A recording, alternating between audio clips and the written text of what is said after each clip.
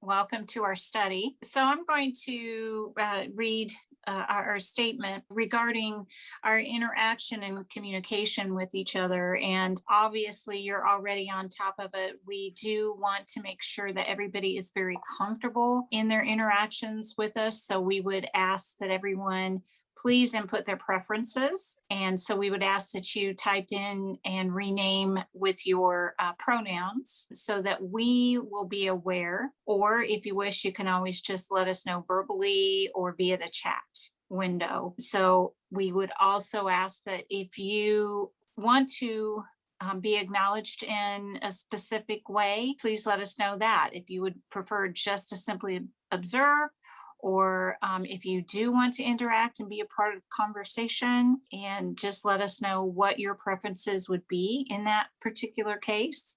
And as we just said, we are recording this service, but we will not be recording any of the personal conversations that we have just prior to service and after service. Would ask though that you do turn on your video, and I know we've already seen Leslie, just so we don't run into a Zoom bomber like we have experienced in the past. So once you have acknowledged and just kind of let us know that you're present, if you would prefer to turn off video, please feel free to do that. If you're more comfortable not being on the recording, we completely understand. I don't believe, but I will let Ellen speak to this, but we also will give you any announcements or notifications up front.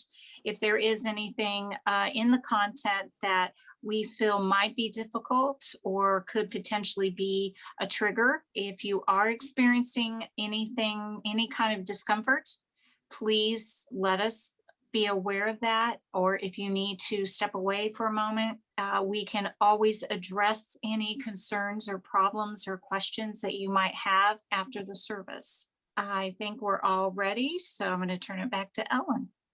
This is the part 3 of the study lab, Holy Saturday in the Aftermath of Trauma. The part 3 comes after a break with our worship service last week, which was resilience and the Holy Spirit. I'm glad to see all of you all here. And what I'm going to do is give you a heads up that I'm going to be asking a question after I do a summary. But even before we get there, I'd like us to practice a little breathing, a little mindfulness to center our attention into this space. And also as a way of reminding us that any of these practices that we demonstrate, either at worship or here in the study lab, are things I encourage you to do yourselves. If you've had a change of pace during the day, if you need to clear your mind, these are very quick and very easy ways to bring us back to the present moment and to also regulate our breathing. Since we are a trauma-informed church, it's good to begin to just try these practices a bit with yourselves, with your during the course of the week, and we'll talk about this again at the end of this discussion. So we're going to switch gears a little bit, and what I think would be helpful is I'm going to do a quick summary of the last 3 Sundays. But at the end of that, I would love to hear from you anything you've thought about in relation to this, anything you've thought about not in relation to this, but got stirred up in you, just having some conversation about it, because I take up a lot of the time.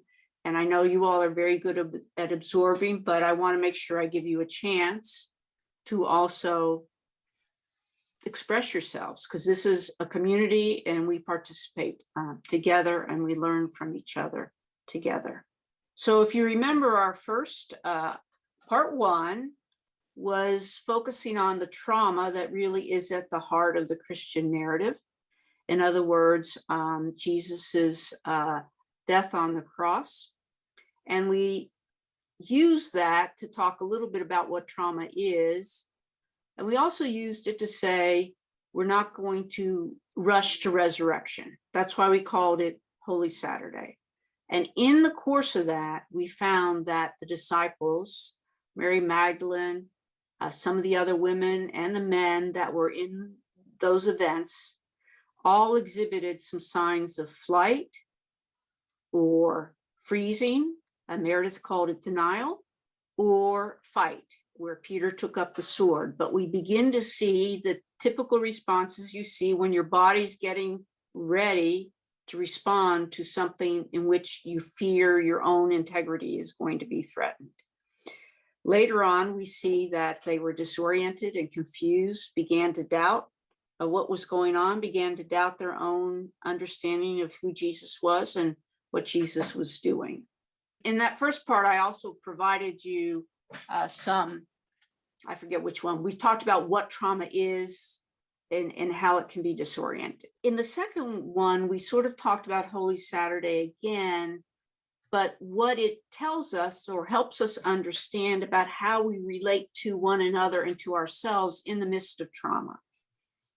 I think there, the most important lesson was that we need to sit with our own pain and or sit with others who are in pain and let them have that time to go through the pain and not try to get rid of the pain too fast. So we don't want to be in the whole, it'll go away, you need to get over it, you know, what are you doing? Sometimes, and most times, people need somebody or community that's willing to say, I see you're in pain.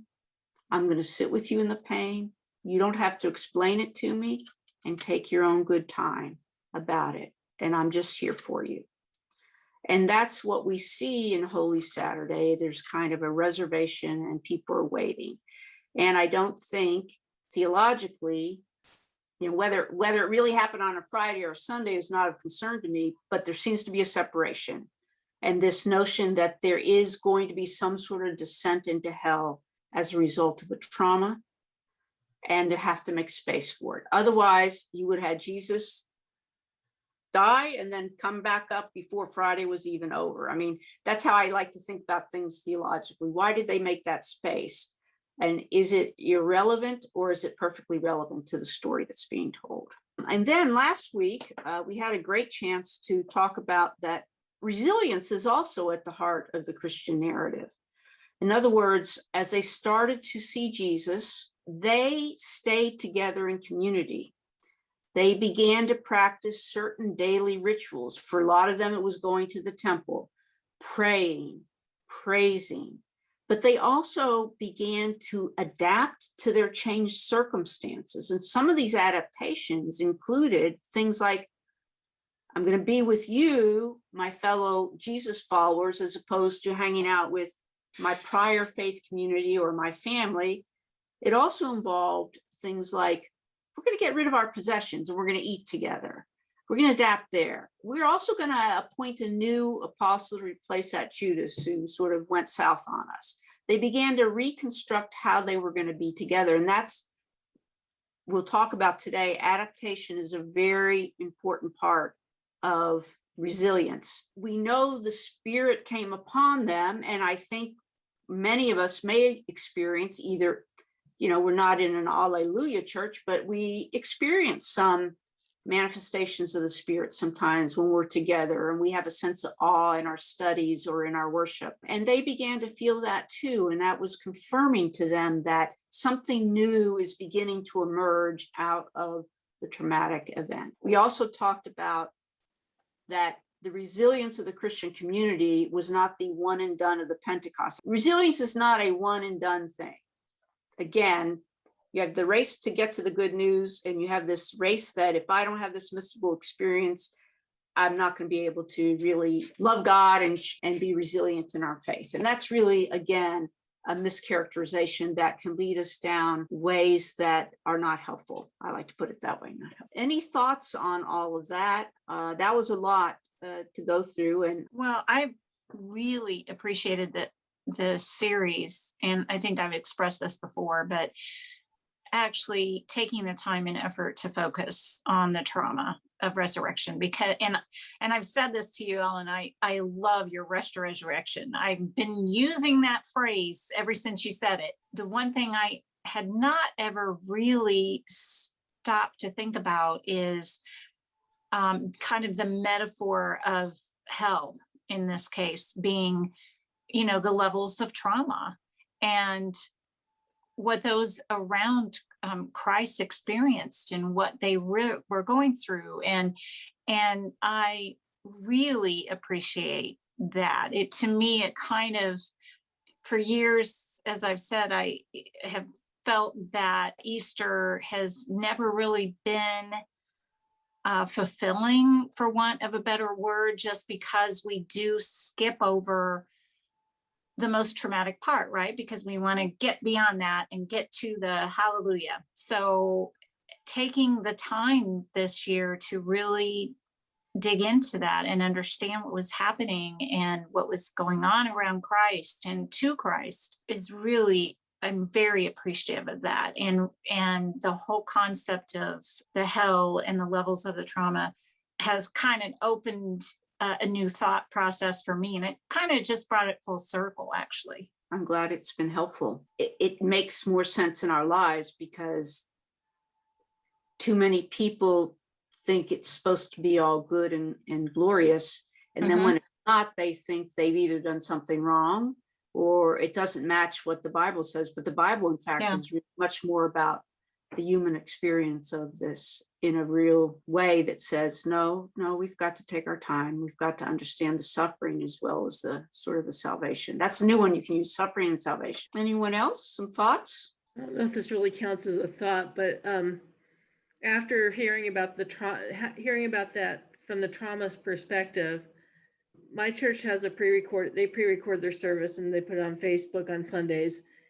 And they're talking about a lot of the same things that happened, but it was the happy, joyous side. And I was kind of sitting there getting irritated. Like, why are you not addressing the trauma piece? But it's just the difference between how my normal church looks at these things versus how this church looks at things. I mean, it's all the same denomination, but it's just right. And the congregation in my church is very different. And granted, there is a lot of trauma and addiction and stuff like that in my church, but that's not how the sermons are presented. It kind of goes with the script, doesn't it, Carol? I mean, I'm 60 years into this, and this is really the first time in my life, even though I kind of dipped in it on my own, that anybody's really focused on, because they have that little script of how all the events are going to play out, at Easter. And it doesn't matter denomination, because I was raised Methodist until, I got involved with disciples. But yeah, so, and it's the same thing. I mean, across the board, it's that same chain of events and marching everybody along. Yeah. Gary, you said something about, even though they have addictions and traumas, how do you think it would impact people from a spiritual or religious point of view who are suffering these things? How might that help them relate to the religious aspect or the Bible differently than they might if they have to go to church and pretend to be happy and they're not so happy and their life is dysfunctional? And I mean, all of our lives have periods of it. So I don't mean to say they, but how does that help? How might that be different for them? I have a hard time with that just because I can't speak for it. I feel like I can't speak for anyone else. No, you can't, just from your perspective. But I think it's very helpful. I think it makes people feel more connected.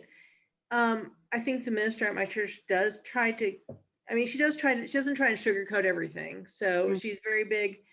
I see it more like when we have a funeral in the church, and she'll talk about what the struggles the person went through, not just how great their life was. So I know she tries to be aware of that stuff, but again, it goes back to that script of, oh, let's celebrate because Jesus is risen sort of thing. And I think if I were to bring it up to her and say, hey, have you ever thought about looking at like this? She might be like, oh, I hadn't thought about that or something. She would try to consider it. It's a little different because with I haven't been in direct contact with her because of the quarantine and all that. I think it helps people connect more. One of the things, and I think Disciples is a little bit better about this, but I went and tried a lot of different churches before I found Disciples, where it's like, I didn't feel like I fit in. Like I wasn't that perfect, happy person on Sunday. I didn't do everything just right. And I didn't feel like I fit into a lot of different churches. And one of the things I loved about Disciples is I could show up as I was. I didn't have to get dressed up on a Sunday. I show up in jeans and t-shirt. Mhm. I didn't have to look a certain way or be a certain type to fit in. Mhm. And it took me a while to get used to that with the Disciples Church, because I was not like, I was like, are these, is this really true? Is this, Mhm. receiving communion? I had never been to a church where I could receive communion, because I was always told that, like, it was always, I wasn't, and I didn't go to church regularly before either. I was born into the Catholic Church. I shouldn't say born into it, but my dad was Baptist, and he never talked about religion. I mean, he could have been atheist for all I know growing up, but I was told he was Baptist. My Mhm. mom was Catholic and tried to raise me as Catholic, and she stopped taking me when I was 4. So Mhm. I could never receive communion in the Catholic Church.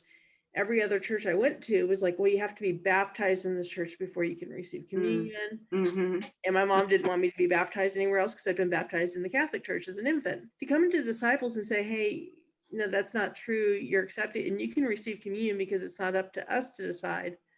I mean, it took weeks to sink in before I finally received communion. Mhm. Like before I was like, are you sure? Mhm. I felt more included. And I think that message of, bringing the trauma aspect into it is a good way of including people and saying, look, we're not all perfect. These people went through this horrible experience. Mhm. And maybe you can relate. Maybe you have this own horrible experience Mhm. that you've been through that, and makes you feel disconnected. Mhm. Mhm. I think that's wonderful, Kara. I mean, I think that's an important thing that gets missing for people when they think the people with church have perfect lives and perfect this or that. And we bring a gospel message that's also about some perfect Christianity that exists only in the minds of, I don't know, people make it up because it's actually not. It's pretty messy and grimy and dirty, and people suffered a lot, including Jesus. So I know as a chaplain, families are sometimes just grateful that I never say, oh, it's going to be better. It's hard sometimes not to want to just make it all nice and ice cream and whatever. So it can be very powerful for the human being who's suffering to not sugarcoat it. Meredith, any thoughts? I'm mainly just thinking about the power of like stories, like in general, Mm-hmm. and how we basically learn how to connect with others and share with others, and how Mm-hmm. we learn empathy through these stories, reading and Mm-hmm. hearing them, watching them even.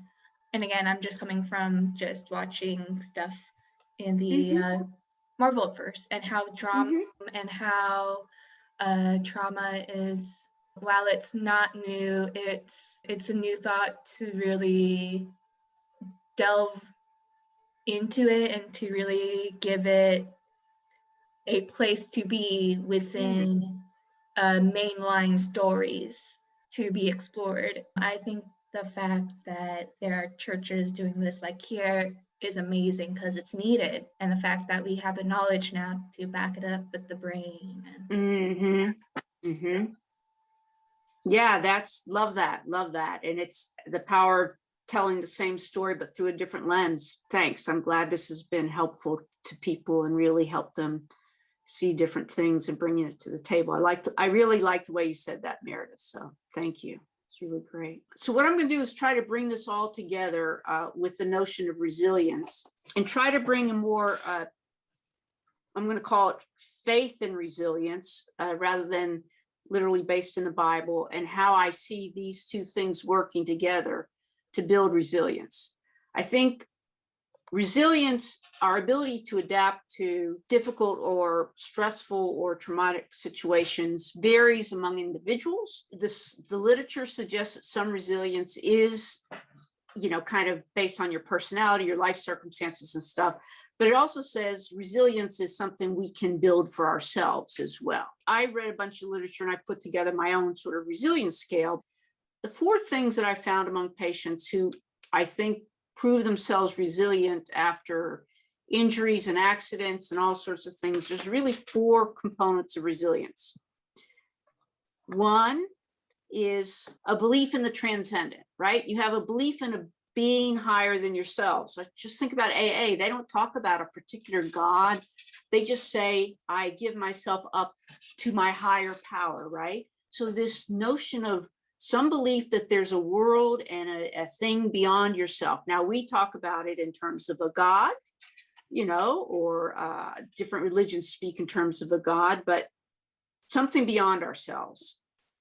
The second thing is, people who are resilient tend to have a way to make meaning and have a sense of purpose in their lives. And that's a very important one. So sometimes, and I'll go back to this, in my role as a chaplain, I spend time with people, the spiritual part of how they develop a sense of meaning and purpose about events or an illness or anything like that. 3, people who are resilient tend to feel very supported by their community, their family, their friends. So in other words, this context about community, right?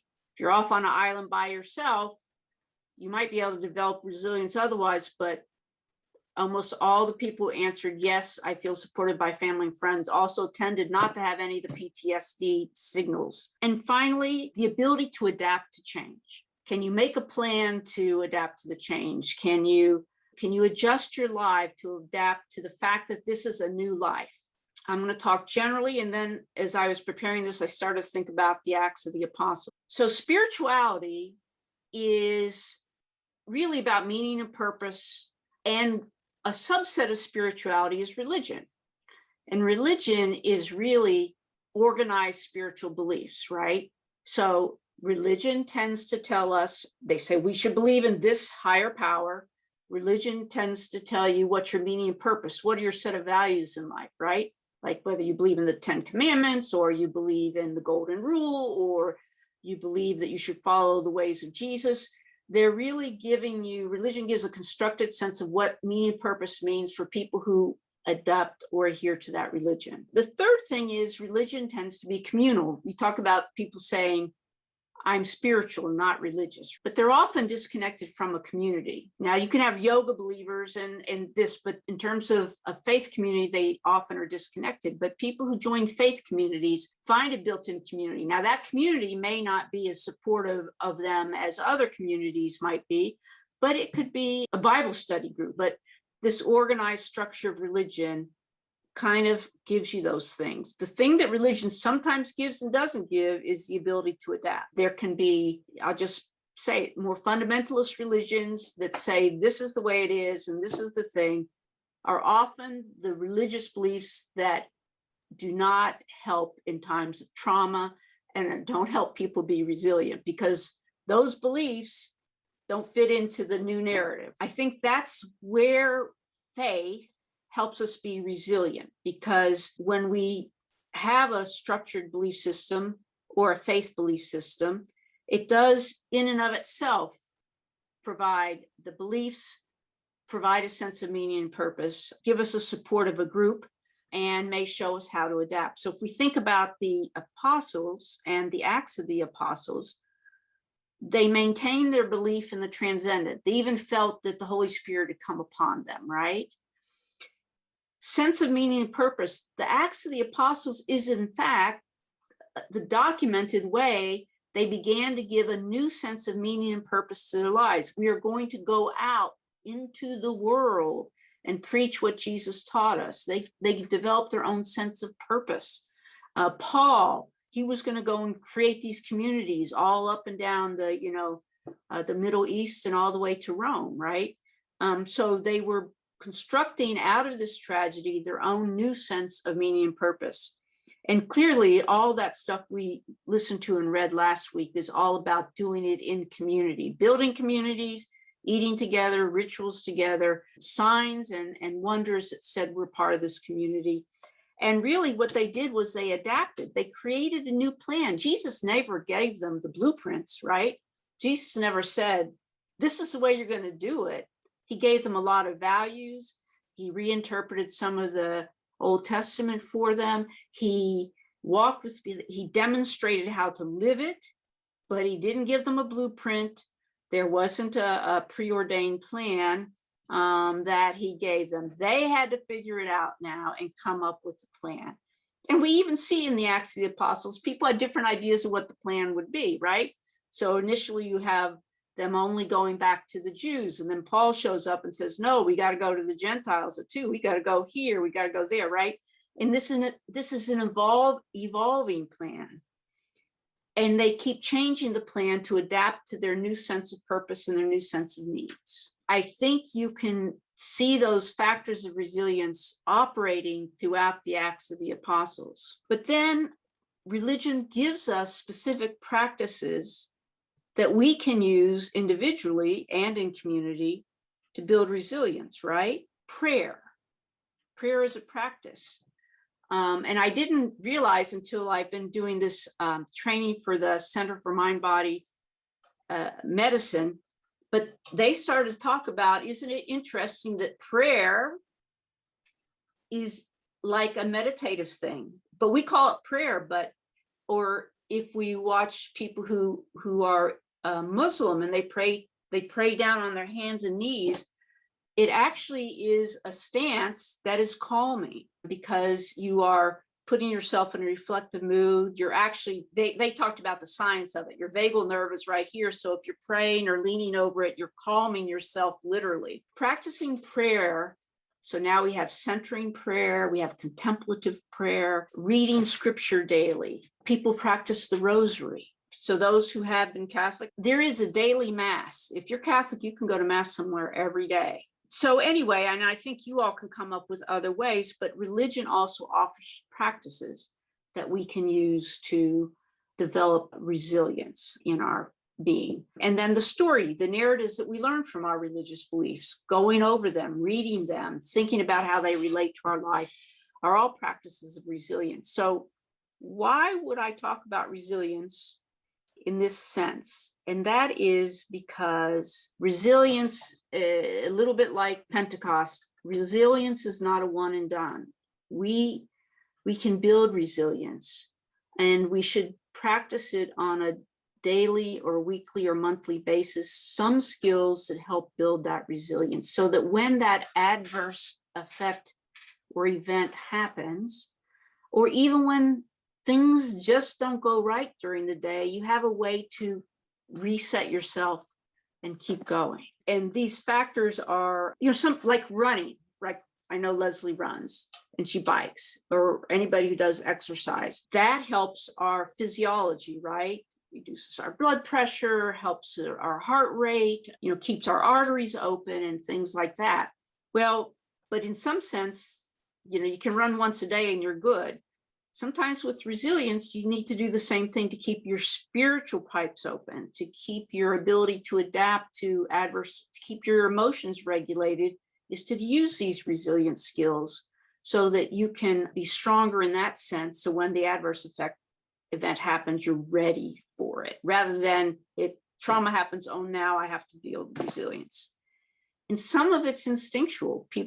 So I'm going to tell you about why I think it's instinctual. One of the reasons I wanted to study resilience when I went into the trauma work was, having had a fairly dysfunctional childhood, I wondered why I was able to go on to school and become a lawyer and be able to move and, some of the stuff I was able to do. Well, I believed in God. I grew up Catholic, but I would go to mass and I had this belief in God. This is before anybody identified these factors to me. And then from the time I was 8th grade, I wanted to be a lawyer, right?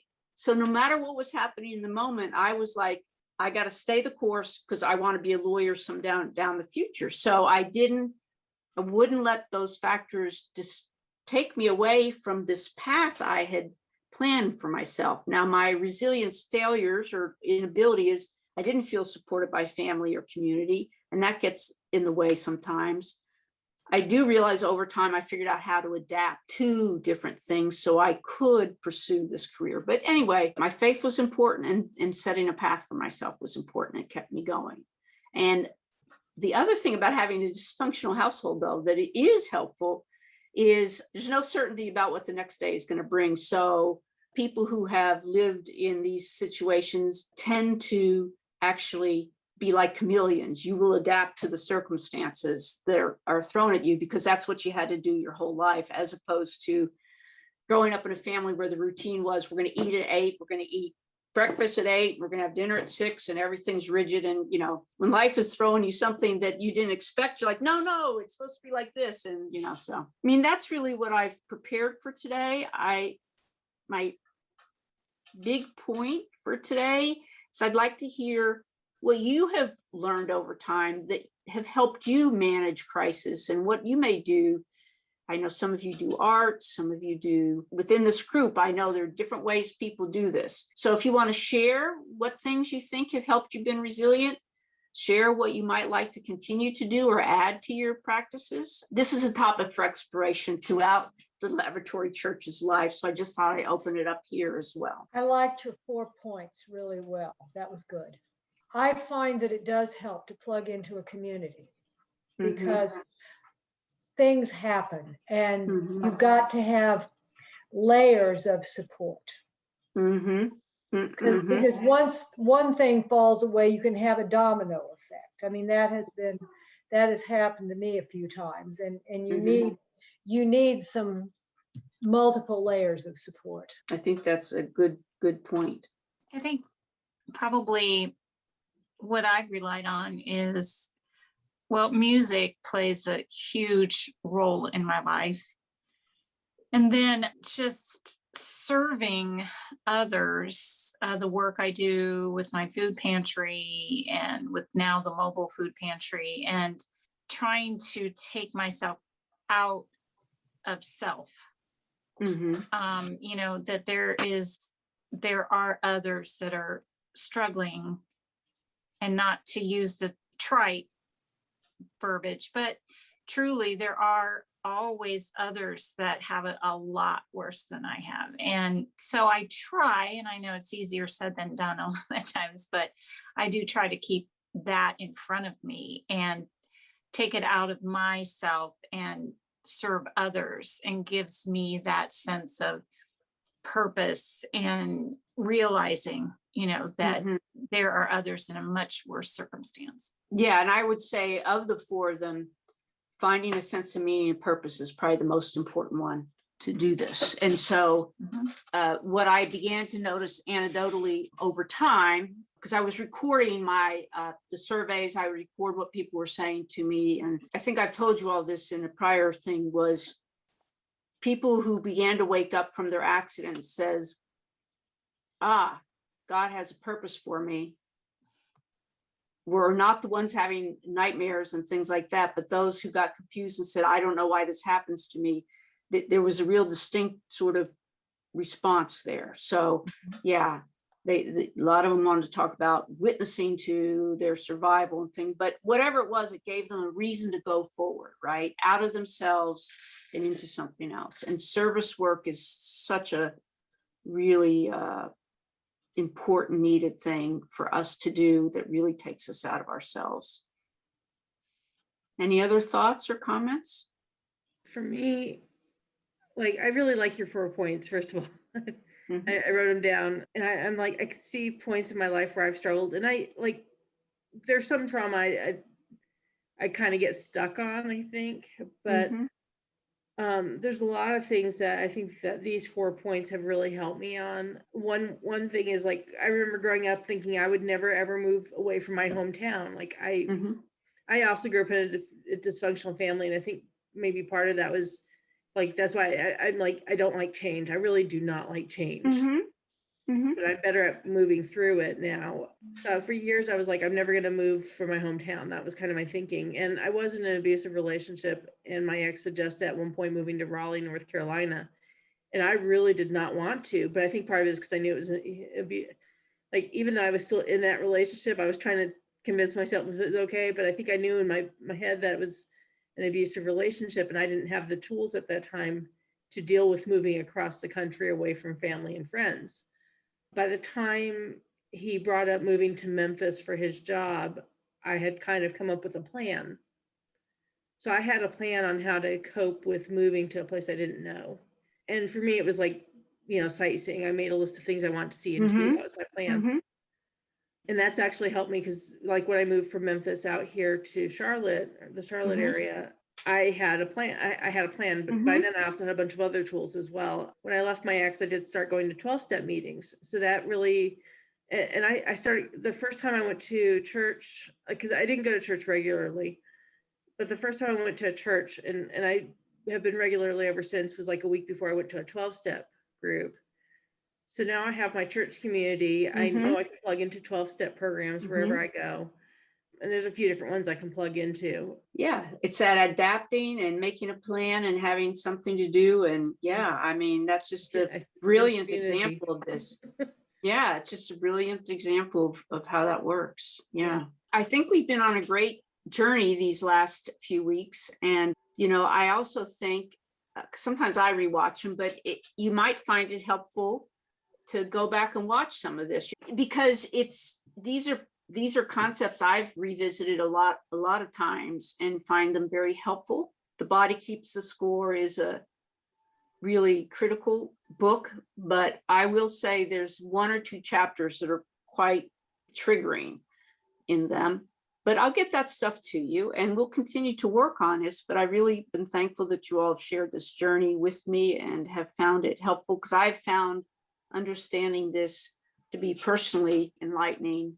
And that's why I also joined up with Amy when I heard she wanted to create a trauma-informed church, because understanding the science behind it, in addition to it just makes a difference. It's really quite powerful.